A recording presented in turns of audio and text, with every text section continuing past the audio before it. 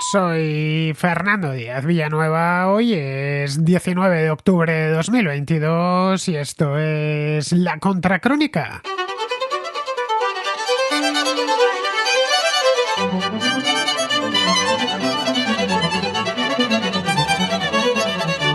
La invasión de Ucrania está generando un enorme desconcierto en las antiguas repúblicas soviéticas de Asia Central. Hace solo unos días, durante una cumbre celebrada en Astana, la capital de Kazajistán, el presidente de Tayikistán, Emomali Rahmon, se dirigió a Vladimir Putin de no muy buenas maneras, exigiéndole respeto hacia las repúblicas centroasiáticas, una región a la que Moscú siempre consideró como su patio trasero. El tono del discurso sorprendió a toda la audiencia y al propio Putin, que no terminaba de dar crédito a lo que veía y escuchaba. Las caras de los presidentes del resto de repúblicas eran muy ilustrativas.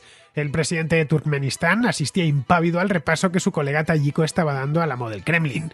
Lo mismo sucedía con el de Uzbekistán o el de Kazajistán. El de la vecina Kirguistán prefirió quedarse mirando a la mesa. La estupefacción general no minó el ánimo de Emomali Rahmon, que desgranó los muchos agravios que en su país tienen contra Rusia. Recordó a Putin que muchos tayikos viven como emigrantes en Rusia, donde son tratados como ciudadanos de segunda. Se tienen que emplear en trabajos precarios y en ocasiones no pueden siquiera alquilar un apartamento porque los propietarios especifican que solo alquilan a eslavos. Pero a pesar de todo ello, Rusia muestra un gran interés en que los tayikos sirvan en el ejército ruso. Hace solo un mes, la Duma aprobó una ley que agiliza los trámites para conseguir la nacionalidad rusa y amenaza con retirársela a aquellos emigrantes centroasiáticos que ya la tienen si rehuyen el alistamiento. El malestar de este puñado de repúblicas sin acceso al mar y muy dependientes de Rusia está mucho más extendido de lo que creen en Moscú. Hace una semana el ejército de Kirguistán anunció que no organizaría unas maniobras militares de los países de la Organización del Tratado de Seguridad Colectiva, que debían celebrarse estas maniobras la semana pasada en el país.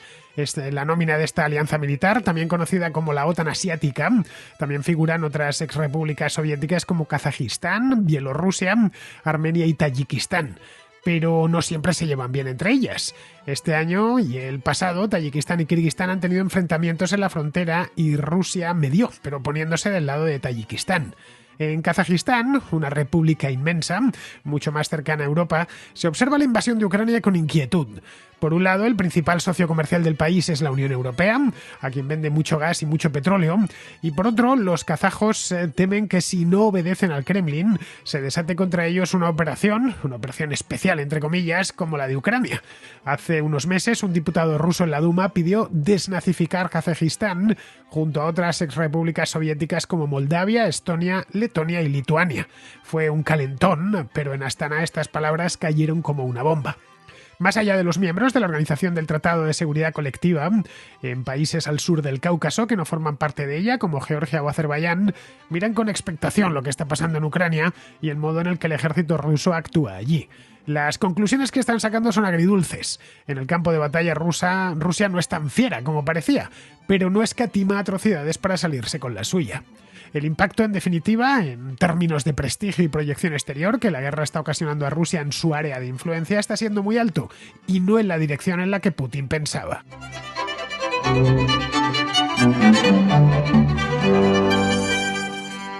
No tenemos ni idea de cómo terminará esta guerra, pero es altamente probable que no será como Vladimir Putin planeó hace solo unos meses. La guerra seguramente, o la intervención por lo menos, la debió planear algo antes. Calculo yo que entre octubre y noviembre del año pasado es cuando ya la tenía ultimada. Planearla, lo que se dice planearla, evidentemente estas cosas no se improvisan y la debió planear unos meses antes, seguramente en 2020 o a principios de 2021. Se puso en marcha a finales de 2021, en noviembre, cuando empezó a acumular tropas en Ucrania, y ya fue el estallido, el pistoletazo, fue a finales de febrero, que es cuando invadió Ucrania, propiamente dicho, se produjo la invasión. Pero vamos, que la idea que tenían de cómo se iba a resolver se aleja mucho de cómo se están desarrollando los acontecimientos. Incluso si la movilización de cientos de miles de nuevos efectivos, sin experiencia naturalmente, porque son civiles, consigue algunas victorias tácticas en la guerra, cuando se incorporen, llegado el momento, que cada vez queda menos, la invasión de Ucrania podría considerarse ya una pérdida estratégica en muchos aspectos. Rusia Rusia está debilitada, tanto desde el punto de vista económico como el político y también desde el punto de vista militar, porque el coste que le está suponiendo a Rusia esta invasión en el aspecto exclusivamente militar es bastante alto. Putin ha provocado una crisis energética en Europa, eso es indiscutible, y lo sentimos los europeos pues a diario, cada vez que pagamos la factura de la luz o pagamos la factura del gas, pero también ha sacrificado a sus principales clientes, países ricos como los europeos que pagaban puntualmente y sin regatear la factura del gas, que era elevadísima en el caso de países grandes como Alemania. Estamos hablando de cientos de millones de euros todos los meses.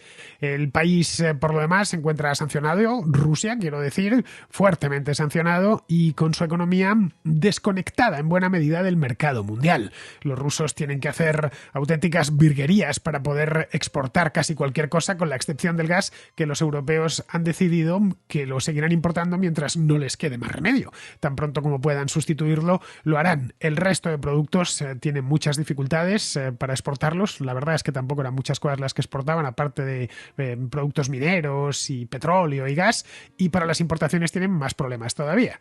En fin, que sabemos cuál es la situación que tiene ahora mismo Rusia y que padece. La económica evidentemente no es buena. Pero es que en el campo de batalla, que es donde se está desarrollando la guerra, el ejército ruso no se ha comportado como la apisonadora que se esperaba. Recordemos, hace solo unos meses, a finales de febrero, principios de marzo, como todos pensábamos que esto iba a ser no flor de un día, pero sí flor de unas pocas semanas, que la victoria rusa era indiscutible y era cuestión de tiempo, de poco tiempo, que se terminase imponiendo a los ucranianos y consiguiese invadir o hacerse con todo el país, haciéndose primero con la capital. Pues no fue así, eso ya lo sabíamos en abril, pero es que ni siquiera en el Donbass está consiguiendo resistir. Ha tenido que ir improvisando continuamente y hoy se encuentra en retirada. Luego sumémosle a eso las continuas atrocidades que ha perpetrado en las zonas ocupadas en Ucrania y los bombardeos sobre la población civil, algunos muy recientes porque han sido la última semana y media, y en fin, tendremos una visión general del fracaso ruso en Ucrania. No es muy difícil imaginar, meterse en la piel del gobierno chino, de Xi Jinping, concretamente sobre lo que este hombre y todo lo que es el gobierno, las altas esferas del gobierno chino piensan hoy sobre uno de sus aliados principales, que es Vladimir Putin. Si Putin cumpliese su amenaza, lo ha hecho varias veces, o ha amenazado varias veces, de emplear armas nucleares en Ucrania, ya como último recurso, en fin, solo agravaría su derrota estratégica, quedaría ya completamente solo y se expondría a un contraataque occidental que sería devastador para Rusia.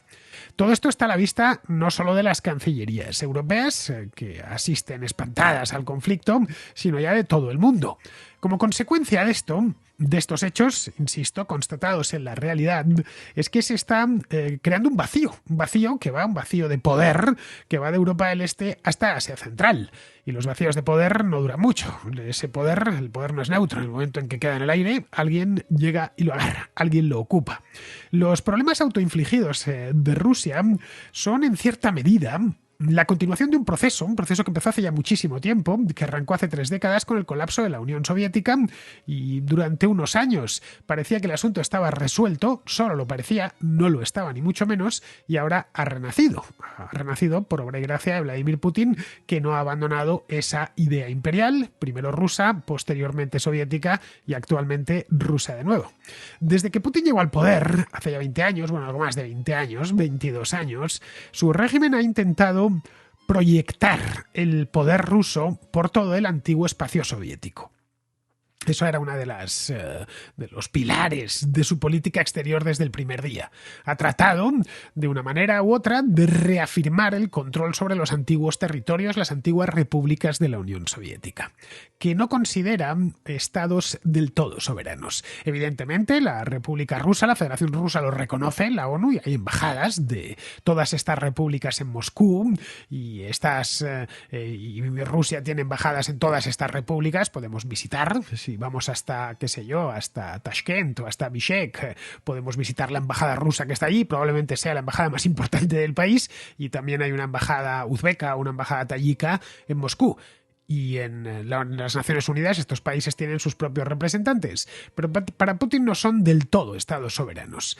Teme que en estas repúblicas, gobernadas en su mayor parte por autócratas clientelizados desde Moscú, Y así desde el principio, desde 1991, la mayor parte de ellos o son herederos directos o a veces son los mismos que se hicieron con el poder en aquel entonces. Lo veíamos la semana pasada, no la anterior, con el caso de Azerbaiyán, como el actual presidente es hijo del anterior presidente, la familia Aliyev, el padre Haidar, y el hijo Ilham.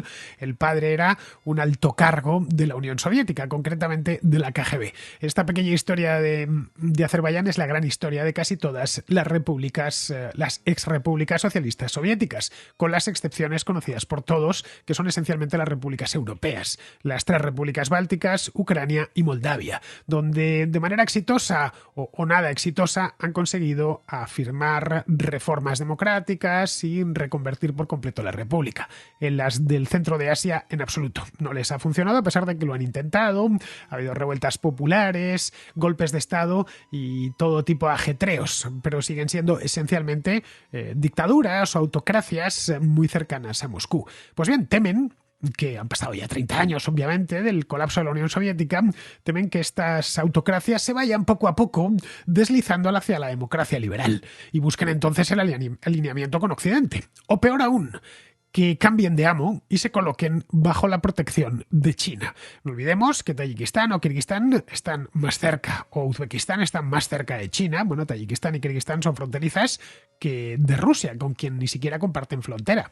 Las repúblicas más cercanas, como Georgia o Moldavia o Armenia o Azerbaiyán, las que están ya o en el continente europeo, muy cerquita del continente europeo, el Kremlin lo que ha hecho es mantener conflictos congelados para utilizarlos como palancas de influencia perpetua, para tener siempre una mano metida allí.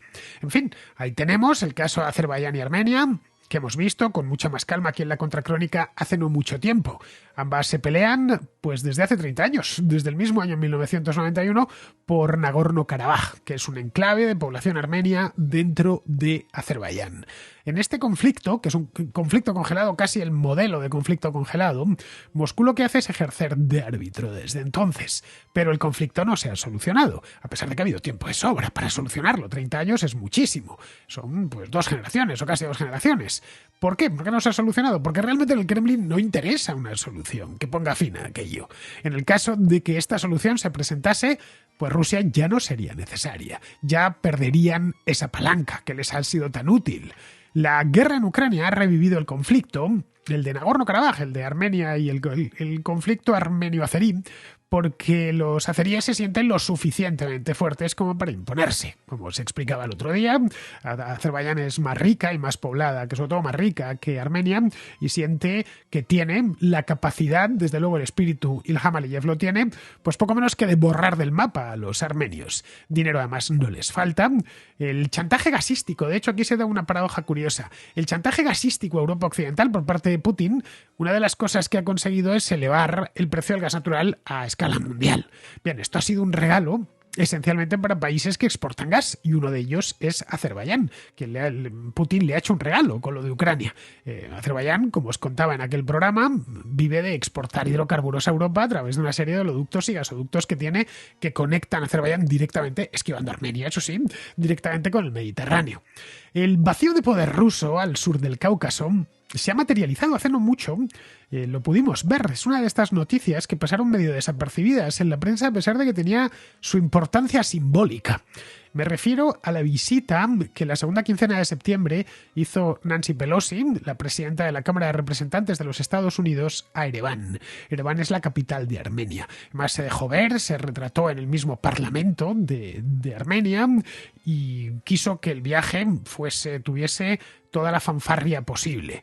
El viaje en sí era todo un símbolo de cómo está cambiando la relación de poderes en aquella región, la del sur del Cáucaso. La mediación, de hecho, en la última guerra, o la última expresión de esta guerra que llevan 30 años armenios y azeríes, la mediación de esta última no la ha llevado a cabo Rusia, como os comentaba aquel día.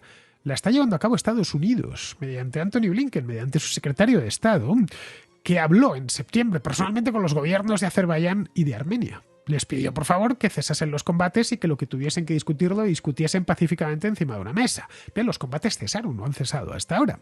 Bien, esto mismo hace un año hubiera sido impensable que Anthony Blinken se metiese, Anthony Blinken o cualquier político occidental o estadounidense se metiese a mediar entre Armenia y Azerbaiyán. Pero hoy es posible, no es que sea posible, es que es real.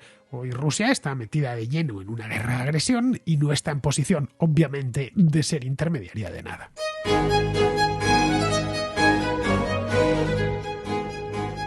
El caso de Georgia es más ilustrativo aún. Georgia está al oeste de Azerbaiyán y al norte de Armenia. Tras la Revolución de las Rosas, esto sucedió hace 20 años, ya casi 20 años, en el año 2003, y especialmente después de la guerra ruso-georgiana de 2008, la invasión de Georgia por parte del ejército ruso en 2008, muchos en Georgia empujaron dentro del país para que el gobierno georgiano se fuese acercando a Occidente, como garante último de su independencia de Rusia y de su propia soberanía. El país, Georgia, quiero decir, ha hecho grandes avances en materia democrática en estos últimos 20 años, ha abierto su mercado, en 2013 firmó un acuerdo de asociación con la Unión Europea y ha mostrado su interés en ingresar tanto dentro de la Unión Europea como dentro de la OTAN. Los rusos, entre tanto, ocupan dos regiones del país, Osetia del Sur, que está al norte de Georgia, y la región de Abjasia, que es una cinta costera en el Mar Negro. Allí creó Rusia dos repúblicas títeres, similares a las que años más tarde instauró dentro del Donbass.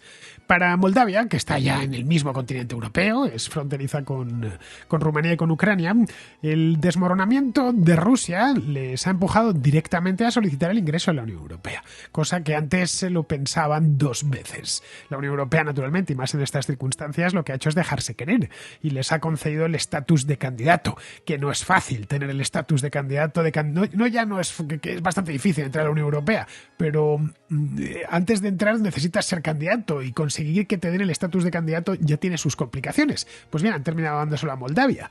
Pero es que en Moldavia también hay un conflicto congelado y alimentado por Rusia, el de Transnistria, que es una minúscula franja de terreno de unos pocos kilómetros en el río Dniester, que declaró su independencia hace 30 años y aunque sobre el papel y en los mapas es parte de Moldavia, es de facto un estado aparte, conectado al respirador ruso. Es una de estas repúblicas títeres que existen porque les presta asistencia a Rusia, si no, no existirían. Ese respirador obviamente ya no bombea tanto oxígeno como antes. Bien, esto es una oportunidad para que Moldavia trate de reabsorber Transnistria, pero que trate de hacerlo pacíficamente, sin necesidad de disparar un solo tiro, persuadiendo a sus habitantes de que les aguarda un futuro de prosperidad y de seguridad jurídica dentro de la Unión Europea. Así que vayan poco a poco, de una manera pues lo más paulatina y tranquila posible, haciéndose a la idea de que el estado actual de la cuestión, Tiraspol, que es la capital de Transnistria, parece sacada de una película de los años 70 o de los años 80, y la situación per se para los transnistrios, que claro, pueden adquirir tanto la nacionalidad moldava, que nunca se la han negado, como la nacionalidad rusa. Esta es otra de las cosas que hace Putin muy a menudo. Se dedica en las zonas ocupadas, se dedica a repartir pasaportes como el que reparte, qué sé yo, entradas para los toros, ¿no? Va repartiéndolos quien quiera que venga y le hacemos un pasaporte ruso y claro, ya tenemos muchos más ciudadanos rusos en el exterior que llegado el momento, pues servirán como coartada para una acción militar. En Asia Central, Rusia se ve a sí misma como garante de la seguridad en los estados de ese espacio postsoviético que se quedó en todas las estepas del Asia Central a través de instituciones formales como la Organización del Tratado de Seguridad Colectiva, que esto que os decía antes, que se conoce también como la OTAN asiática. Y no solo eso, también cierta retórica imperialista y muy paternalista que no gusta demasiado en estas repúblicas. Lo que os comentaba al principio del repaso que le dio el presidente de Tayikistán a Vladimir Putin el otro día en una conferencia en Astana, pues es ilustrativo de esto que os cuento. La Organización del Tratado de Seguridad Colectiva fue creada en el año 1992. Comenzó a funcionar un par de años más tarde, en el 94, es decir, poco después de que la URSS desapareciese. Y se creó como una suerte de OTAN centroasiática. El área de influencia natural de la Federación Rusa, heredera de la Unión Soviética en tantas cosas, entre otras de su arsenal nuclear y de sus embajadas, pues como habían estado unidos tanto tiempo, pues lo suyo es que permaneciesen al menos consorciados desde el punto de vista de la defensa. La voluntad rusa era que las 21 repúblicas que conformaban la Unión Soviética se sumasen a la iniciativa e ingresasen en la Organización del Tratado de Seguridad Colectiva. Pero no fue así. Las repúblicas bálticas ni atendieron a la solicitud porque desde el primer momento, desde el mismo día de su independencia, se orientaron hacia Occidente. Tenían una hoja de ruta radicalmente distinta: Estonia, Letonia y Lituania miraban a Suecia, miraban a Dinamarca, miraban a Polonia, miraban a Alemania y no querían mirar hacia atrás, mirar hacia su espalda, es decir, hacia su pasado soviético. Eso estaba claro, que ahí no había posibilidad alguna. Las tres repúblicas hicieron lo imposible por acceder primero a la Organización del Atlántico Norte y después, posteriormente, a la Unión Europea e incluso al euro, que han sido las últimas incorporaciones dentro de la zona euro, han sido estas tres repúblicas. Bien, quitando estas tres, el resto tampoco esta iniciativa tuvo mucho éxito. Había 21 repúblicas, no olvidemos. Ucrania rehusó entrar desde el principio, entregó su arsenal nuclear, el arsenal nuclear soviético que estaba estacionado en Ucrania, la República Socialista Soviética de Ucrania, se le entregó a Rusia a cambio de que respetase su integridad territorial, cosa que, como vemos, no ha sucedido. Moldavia también se quedó fuera. Azerbaiyán y Georgia entraron al principio, pero se marcharon ambas en 1999, es decir, estuvieron muy pocos años. Uzbekistán entró, pero se fue también en el 99, luego volvió a ingresar en el año 2006, pero se marchó de nuevo en 2012.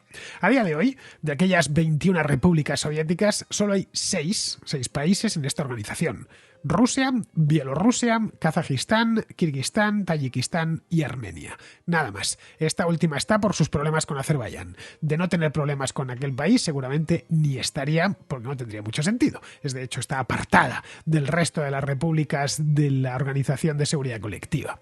Lo peor de todo, y con esta organización tan peculiar, es que ni siquiera se llevan bien entre ellos. Tayikistán y Kirguistán, como os decía al principio, mantienen un conflicto fronterizo que está ya muy enquistado desde hace muchos años, y de tanto en tanto se disparan en la frontera. El mes pasado, sin ir más lejos, hubo enfrentamientos armados, murieron no sé cuántas personas.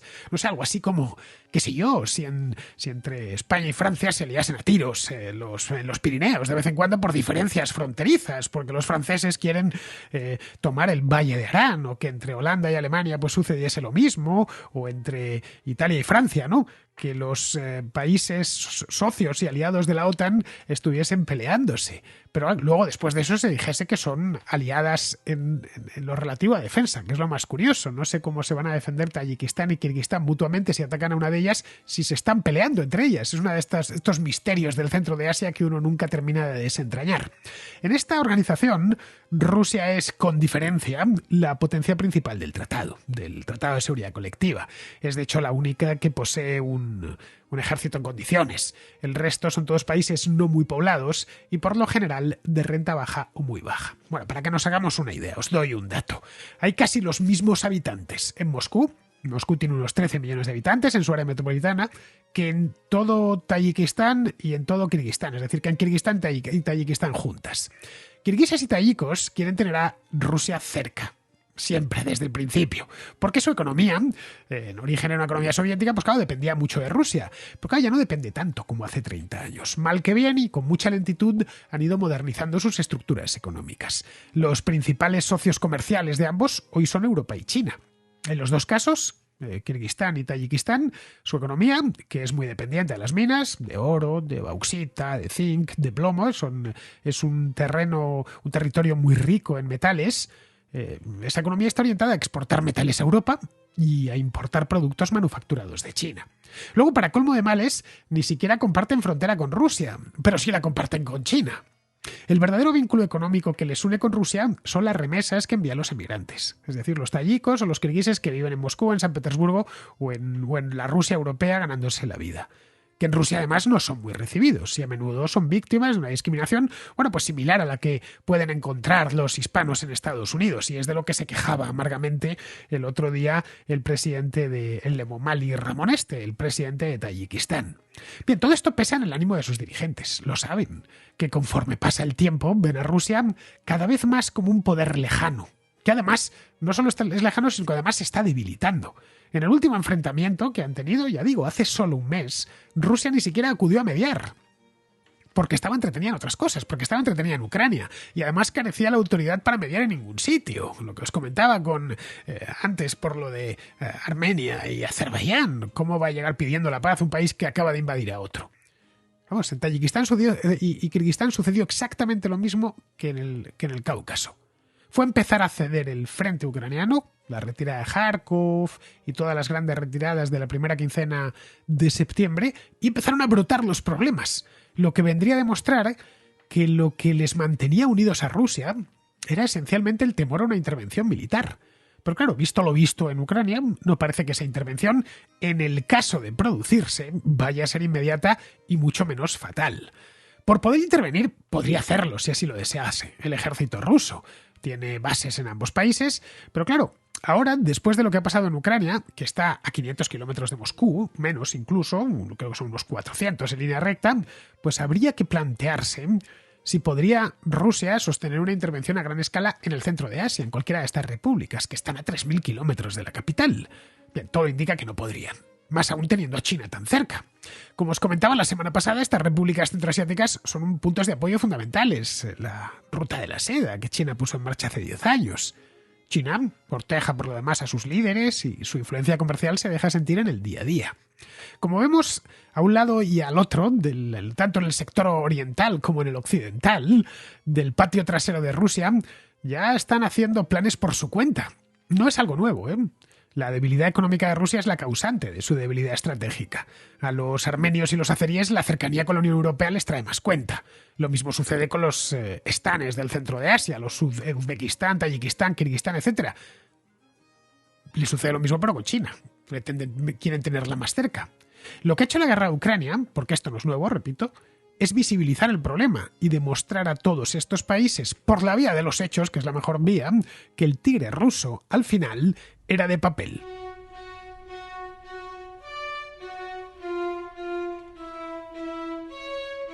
Vamos con la contrarréplica. Empezamos con Pedro Luis, que está en Bélgica y que quiere responder a Mateo, que ayer nos habló de la necesidad de llegar a un acuerdo con Putin porque tiene armas nucleares. Y quería responder, quizá, dar mi granito de arena sobre la cuestión de las amenazas de las bombas nucleares de Putin a Occidente.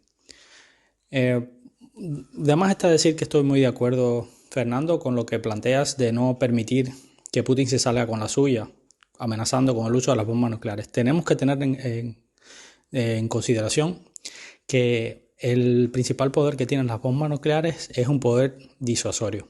O sea, si estoy siendo amenazado, si mi integridad nacional está siendo amenazada, pues puedo utilizar el arma nuclear como último recurso.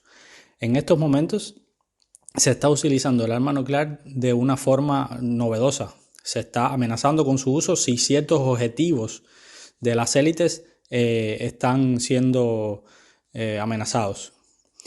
La verdad es que esto puede generar un gran precedente y un muy mal precedente a lo largo del mundo, porque China podría hacer absolutamente lo mismo y podría atacar Taiwán y simplemente legitimar eso con la amenaza del uso de las bombas nucleares. Podría hacerlo la India también con la cuestión de Cachemira. Podría hacerlo incluso el mismo Pakistán por la misma región.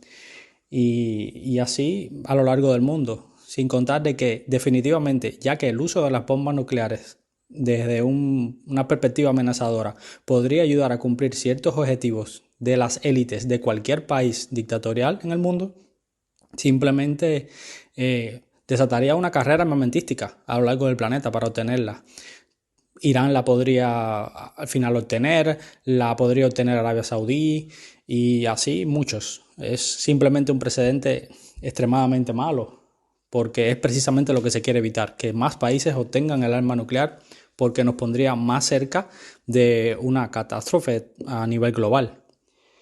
Es una situación muy, muy complicada y debemos pensarlo bien y debemos tratar de negociar, claro, pero nunca desde una posición de debilidad, porque eso podría legitimarlo a Putin a todo lo que está haciendo. Simplemente es realmente peligroso el precedente que se puede llegar a sentar. Eso hay que tenerlo, pienso yo, un poco en cuenta. Y ya solo eso, y darte las gracias por el programa y sigue así. Comentaba en el programa de ayer que las bombas nucleares son un elemento de último recurso, en el caso de que tu país esté siendo invadido y no tengas otro medio de repeler la invasión. Están concebidas exactamente para eso y para nada más. Mira, si nos fijamos en el origen de las armas nucleares, porque todo tiene un background, todo tiene un pasado, ¿no? Y un trasfondo, las armas nucleares no siempre han estado aquí, llevan con nosotros algo más de 70 años. Bien, en origen solo las tenía Estados Unidos, que fueron quienes primero las desarrollaron. En 1949, la Unión Soviética presentó su primera arma nuclear y a partir de ahí otros países se apuntaron al club. El Reino Unido, Francia, China, la India, Pakistán, Israel y Corea del Norte, que son quienes, por menos conocido, quienes tienen armas nucleares operativas. Los británicos anunciaron que tenían armas nucleares en el 52, eran todavía un imperio, además estaban en el Consejo de Seguridad de la ONU y pensaban que no podía ser que nada menos que el Imperio Británico no tuviese armas nucleares. Los franceses lo hicieron años después, en el año 60, los chinos en el 64 y luego ya posteriormente los indios en el 74 y los pakistaníes unos años más tarde, ya en los años 90.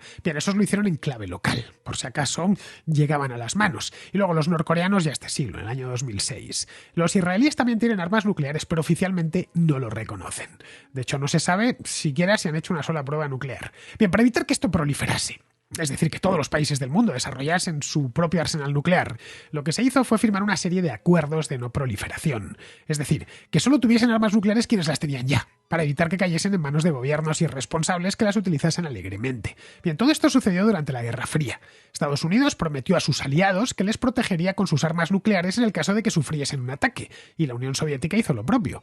Luego al margen quedaban la India y Pakistán con sus propios problemas, e Israel, que también se dotó de un armamento, un arsenal nuclear, de armamento nuclear, leyéndolo en clave local. Había sido invadida 3 veces por sus vecinos entre el 48 y el 73 y quería tener algo así como un seguro de vida para disuadir a sus enemigos de volver a intentarlo. De este modo, países como, no lo sé, Alemania, Italia, España, Holanda, las repúblicas hispanoamericanas, Japón, Australia, etc., concluyeron que no era necesario desarrollar su propio programa nuclear porque Estados Unidos les aseguraba protección. Lo mismo se puede decir de los países del este de Europa, que en tiempos del Pacto de Varsovia pues estaban protegidos por el paraguas nuclear de la Unión Soviética. El sistema era, como vemos, era estable. Solo se utilizaría el arma nuclear en el caso de un ataque directo al territorio propio o al territorio de un aliado. Bien, eso se ha mantenido hasta la fecha. Imaginemos por un momento que Putin, en lugar de Ucrania, hubiese invadido Letonia.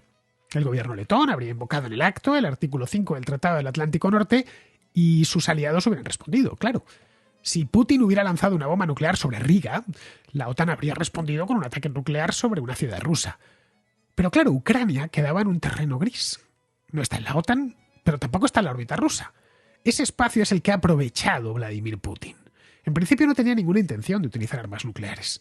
Bueno, me pensaba que esto iba a ser pan comido. Pero claro, desde el primer día, a poco que hagamos memoria, no es mucho, estamos yéndonos a febrero o marzo. Desde casi el primer día empleó el arsenal nuclear como chantaje. Recordemos que en los primeros días ya puso en alerta a sus fuerzas nucleares, con la intención de que ningún país occidental se metiese en aquel asunto. Pero a partir de ahí, pues Putin, que pensaba que esto iba a ser rápido, que la victoria era cuestión de días o de pocas semanas, y que podría cambiar el gobierno en Ucrania y satelizar el país, pues ha ido aumentando las amenazas. ¿Por qué? Pues porque no ha sucedido lo que él pensaba. Así que ha vuelto de nuevo con el chantaje nuclear, que se condensa en, hoy por hoy es, si seguís ayudando a Ucrania me veré obligado a utilizar mis armas nucleares, punto. Hace 7 meses decía, si os metéis en Ucrania a combatir con los ucranianos utilizaré mis armas nucleares. Allá es directamente si ayudáis a los ucranianos.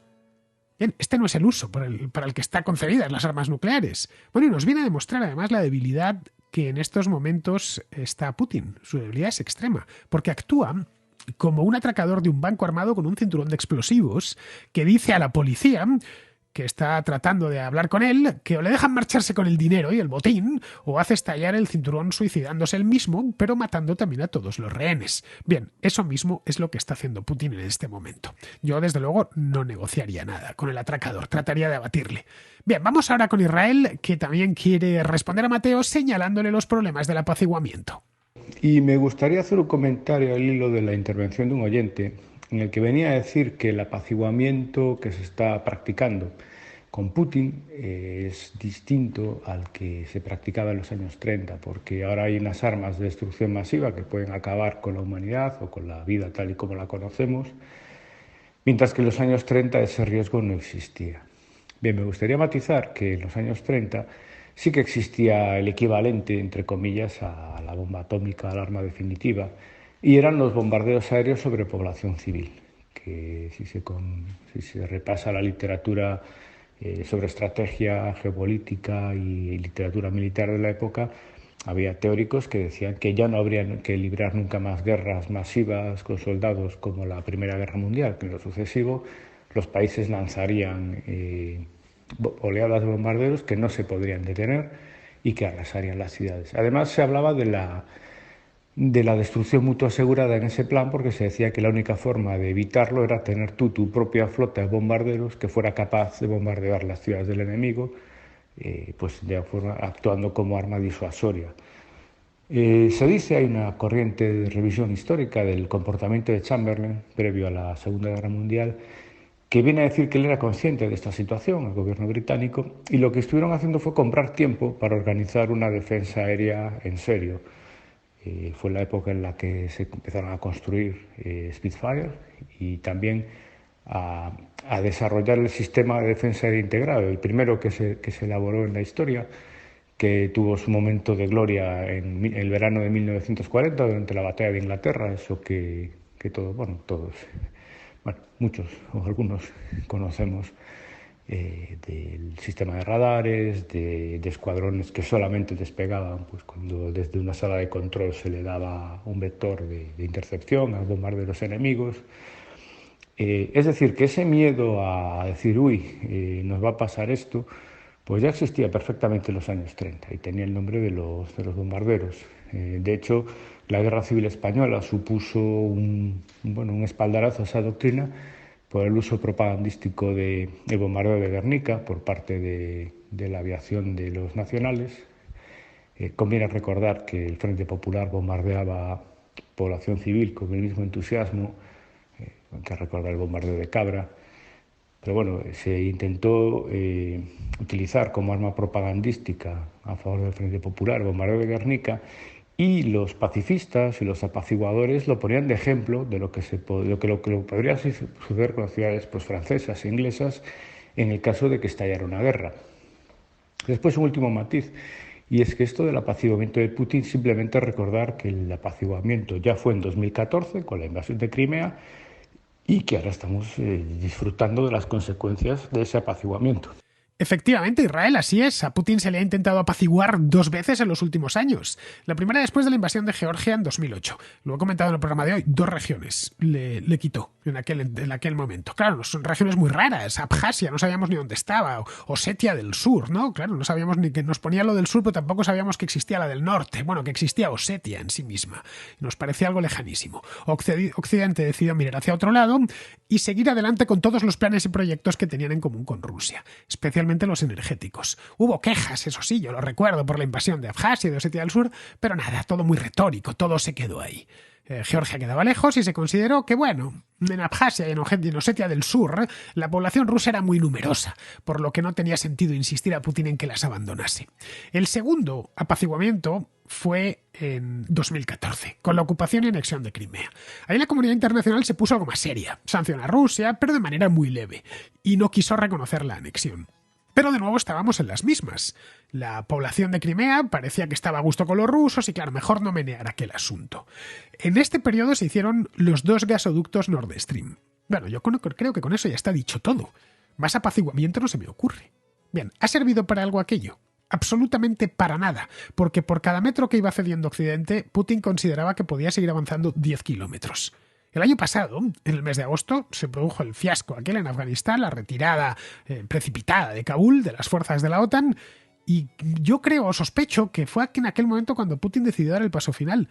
Entendió que la cronología encaja, desde luego. Entendió que Occidente estaba fracturado y debilitado y discutidos los aliados entre ellos, porque fue vergonzosa la retirada aquella, cada país yendo a buscar a sus propios soldados y a sus propios diplomáticos.